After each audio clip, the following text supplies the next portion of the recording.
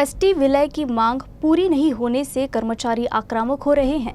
Depot number 1 में कर्मचारियों ने सरकार का ध्यान आकर्षित करने के लिए लोटांगन आंदोलन किया। इस बार एसटी के आंदोलन को तृतीय पंथियों का भी समर्थन मिला। एसटी महामंडल की राज्य सरकार में विलय की मांग को लेकर एसटी कर्मचारी राज्य भर में पिछले कई दिनों से हड़ताल पर हैं, जिससे सामान्य प्रवासियों का जनजीवन बाधित हो रहा है। मांगे पूरी करने के लिए एसटी कर्मचारी आंदोलन पर अड़े हुए हैं। रविवार को एसटी कर्मचारियों ने अकोला के पुराना बस स्टॉप पर आंदोलन किया और सरकार का कड़ा विरोध किया। इस आंदोलन को तृतीय पंथियों का भी समर्थन मिला।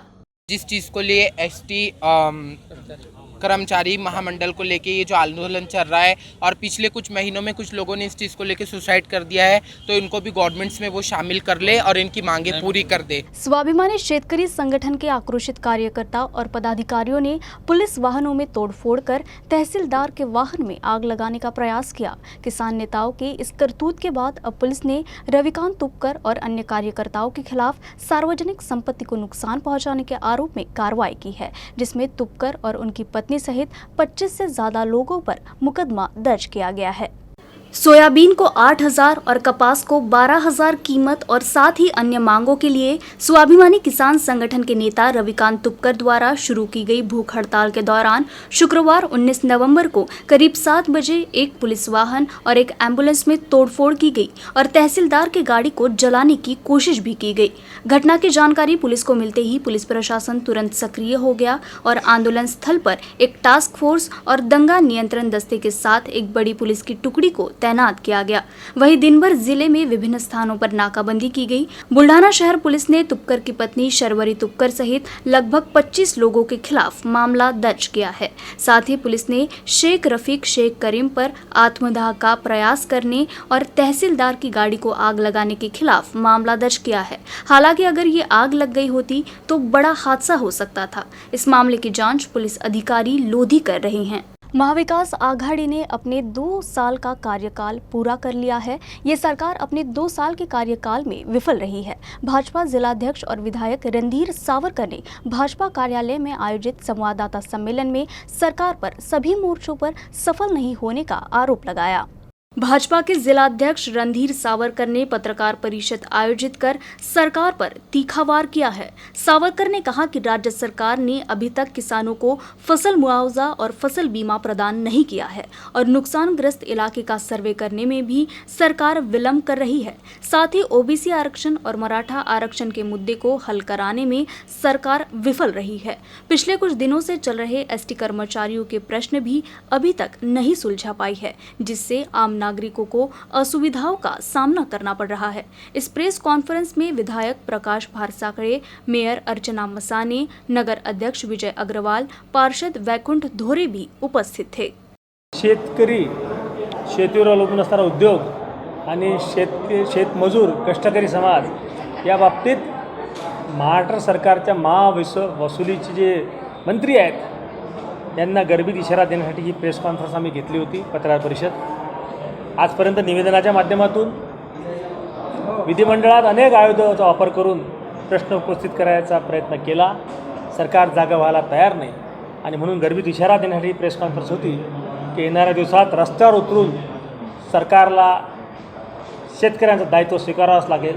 त्याविषयी आम्ही आज रोजी इशारा दिलेला आहे। पुढचं आम्ही कसं वाटचाल करावी ये सरकार के निर्णय अवलंबून। केंद्र और राज्य सरकार विकलांगों को विभिन्न योजनाएं प्रदान करती है, लेकिन कुछ योजनाएं जनता में जागरूकता की कमी के कारण गरीबों और वंचितों तक नहीं पहुंच पाती है। कई वर्षों से जागर फाउंडेशन नेत्रहीनों को अपने पैरों पर खड़े होने के लिए पेशेवर सामग्री उपलब्ध कराकर उन्हें अमूल्य सहायता प्रदान कर रहा है। जागर फाउंडेशन ने अकोला में भव्य समारोह का आयोजन किया गया। इस समारोह में नेत्रहीन लोगों को मदद प्रदान की गई। इस वर्ष फाउंडेशन ने रद्दी संग्रहण से प्राप्त आय से 35 दृष्टिबाधित लोगों को व्यावसायिक साहित्य वितरित किया है। खास बात यह है कि फाउंडेशन हर साल रद्दी जमा कर निराधारों को दिवाली के मौके पर खुशियां मुहैया करते आए हैं।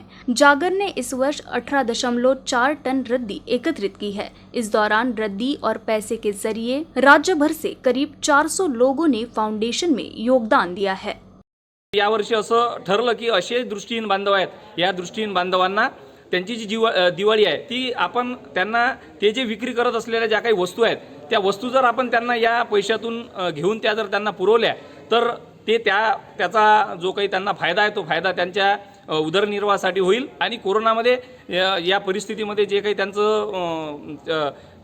त्यांच्यावर हानी झालेली आहे ते सुद्धा भरून निघेल या दृष्टीनं यावर्षी आपण हा उपक्रम राबवत आहे. आणि सांगायची विशेष म्हणजे गोष्ट राज्यातल्या महाराष्ट्रातल्या 24 जिल्ह्यांमधल्या जवळपास 400च्या वर लोकांनी जे काही योगदान रद्दी स्वरूपात किंवा पैशांच्या स्वरूपात केलं त्या योगदानातून जे साहित्य घेतलं ते साहित्य त्यांना आज रोजी या ठिकाणी आम्ही वितरित करणार आहोत आणि या माध्यमातून त्या गरजवंतांची दिवाळी आम्ही साजरी करत आहोत. पूर्व मंत्री महादेव जानकर ने एसटी कर्मचारियों की मांग पर अपने विचार व्यक्त करते हुए कहा कि एसटी महामंडल को सरकार में विलीन करना इतना आसान नहीं है. सत्ता में हमारी सरकार होने के बावजूद ये मांग पूरी नहीं की जा सकी क्योंकि बोलना और निर्णय लेना अलग बात है. एसटीच्या विलीनीकरणाचा प्रश्न आहे. हा प्रश्न आमच्याही काळात आला होता.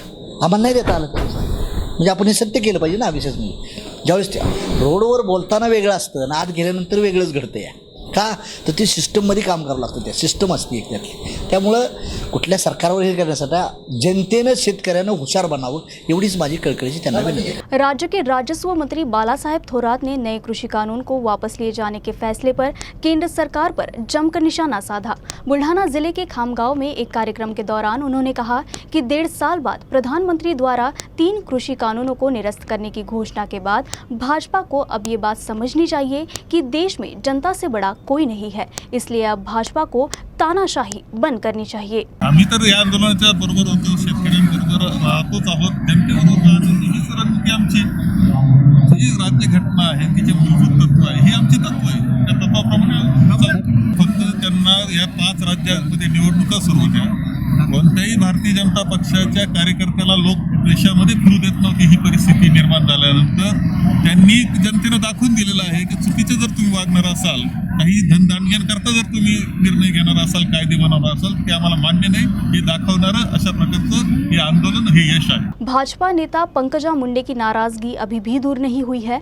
बुल्ढाना जिले के दूसरबीड़ गांव में आयोजित एक कार्यक्रम में उन्होंने साफ शब्दों में कहा कि पद के लिए किसी के आगे हाथ फैलाना उनके संस्कार में नहीं है. बुल्ढाना जिले के दूसरबीड़ में पूर्व विधायक तोताराम कायंदे की 75वीं जयंती के अवसर पर आयोजित अमृत महोत्सव कार्यक्रम में बोलते हुए पंकजा मुंडे ने अपने मन की बात कह डाली.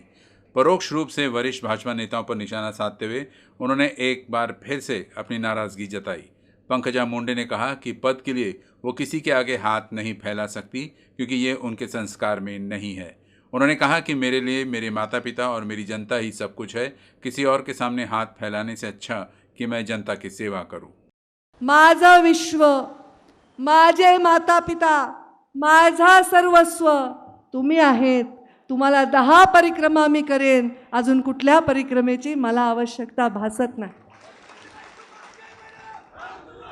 एखाद्या गरीब फटक्या माणसाला त्याच्या पायावर डोकं ठेवून नतमस्तक होऊ शकू पण कोणासमोर हात फैलावून कुठल्या पदाची मागणी करण्याची आमच्या रक्तामध्ये संस्कार नाही आहेत. एखादी संधी मिळाली नाही तर नाही मिळेल पण लोकांच्या सेवेची संधी सोडण्याची नाही ही शपथ गोपीनाथ मुंडे साहेबांना अग्नी देताना आम्ही घेतलेली आहे. मी तुम्हाला कधीच अंतर देणार नाही. अकोला पुलिस ने 2 शातिर चोरों को गिरफ्तार किया है. पकड़े गए चोर बुल्ढाना जिले के रहने वाले हैं. गिरफ्तारी के बाद दोनों चोरों ने 19 जगह चोरी करने की बात कबूल की है. स्थानीय अपराध शाखा के प्रमुख संतोष महले को सूचना मिली थी कि चिखली तहसील के सांगवी गांव के राजेंद्र सोनू भोसले और सरोज लखन चौहान ने विभिन्न थानों की सीमा के भीतर चोरी की है. इस जानकारी के आधार पर पुलिस ने दोनों चोरों को गिरफ्तार कर लिया. गहन पूछताछ के बाद चोरों ने चोरी की बात स्वीकार की. पुलिस ने जून शहर थाना क्षेत्र के खदान थाना क्षेत्र के बोरगांव मंजू अकोट ग्रामीण पिंजर और अन्य कई जगहों पर चोरी की बात स्वीकार की. स्थानीय क्राइम ब्रांच को इन चोरों से कुछ और जानकारियां मिल सकती है जिससे शातिर पुलिस के हाथ लग सकते हैं. हजरत टीपू सुल्तान की जयंती पर बुल्ढाना जिले के शेगांव में रक्तदान शिविर का आयोजन किया गया. इस शिविर में 51 युवकों ने रक्तदान कर अपनी सामाजिक जिम्मेदारी निभाई. हजरत टीपू सुल्तान रहमतुल्लाह अलैह की जयंती के अवसर पर पूरे भारत में विभिन्न स्थानों पर विभिन्न कार्यक्रम आयोजित किए जाते हैं। बुल्ढाना जिले के शेगांव में सहारा ग्रुप और बाबा ग्रुप द्वारा समाज सेवा के दृष्टिकोण से रक्तदान का आयोजन किया गया। 51 युवाओं ने रक्तदान किया। रक्तदान कार्यक्रम में अकोला स्थित ठाकरे पैथोलॉजी लैब और शेगांव स्थित साईबाई मोटे उपजिला अस्पताल के ब्लड बैंक विभाग के कर्मचारियों ने सहयोग किया। यूसीएन न्यूज़ के अकोला बुलेटिन में फिलहाल के लिए बस इतना ही। खबरों से जुड़े रहने के लिए देखते रहिए यूसीएन न्यूज़।